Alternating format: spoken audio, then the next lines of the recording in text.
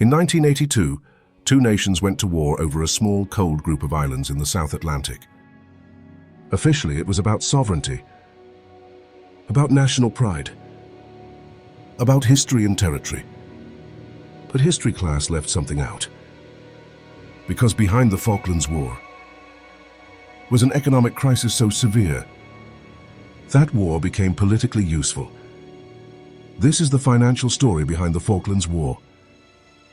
The one most textbooks never tell. By the early 1980s, Argentina was economically desperate. The country was ruled by a military dictatorship that had massive foreign debt, soaring inflation, rising unemployment, and a collapsing currency. Argentina's economy was bleeding. Inflation was climbing toward triple digits. Living standards were falling fast. Public anger was rising. And worst of all, for the generals in power, their legitimacy was disappearing. Military regimes don't survive economic collapse for long. Historically, when economies fail, governments look for external enemies.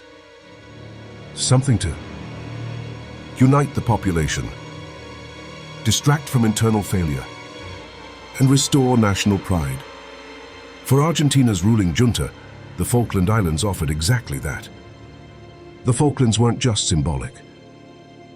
They were strategic. The surrounding waters held rich fishing grounds, potential oil and gas reserves, control over key South Atlantic shipping routes. At a time when Argentina needed foreign currency, resources, and leverage, the islands represented future economic survival.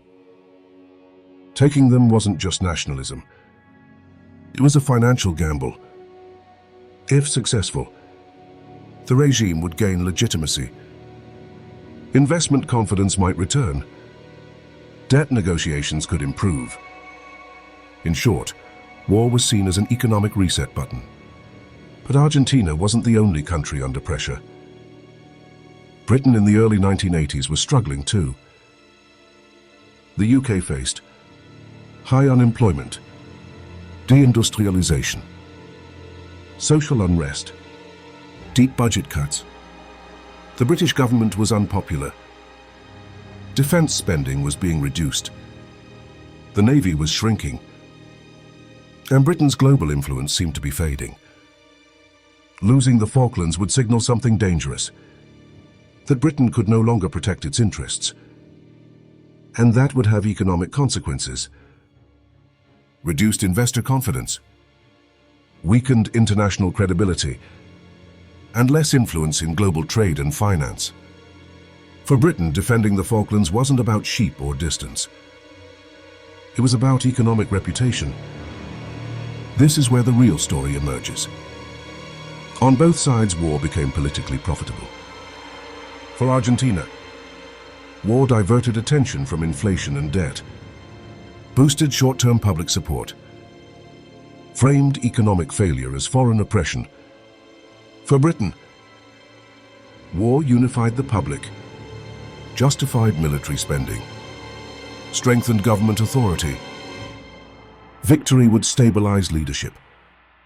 Defeat would destabilize it. This wasn't a war caused by economics alone, but economics made it inevitable. The Falklands War lasted just 10 weeks.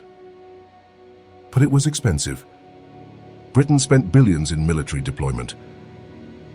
Argentina's economy suffered devastating losses. And the aftermath. Argentina's military government collapsed shortly after defeat. Economic chaos continued. Debt and inflation worsened. Britain, meanwhile, experienced a political boost that helped reshape its economic policy for years. War didn't fix economic problems, but it rearranged political power. The Falklands War teaches us something uncomfortable. Wars aren't always started because nations want land. Sometimes they're started because governments are running out of money, legitimacy, and time. Economic crises create incentives to distract, to unify, to survive.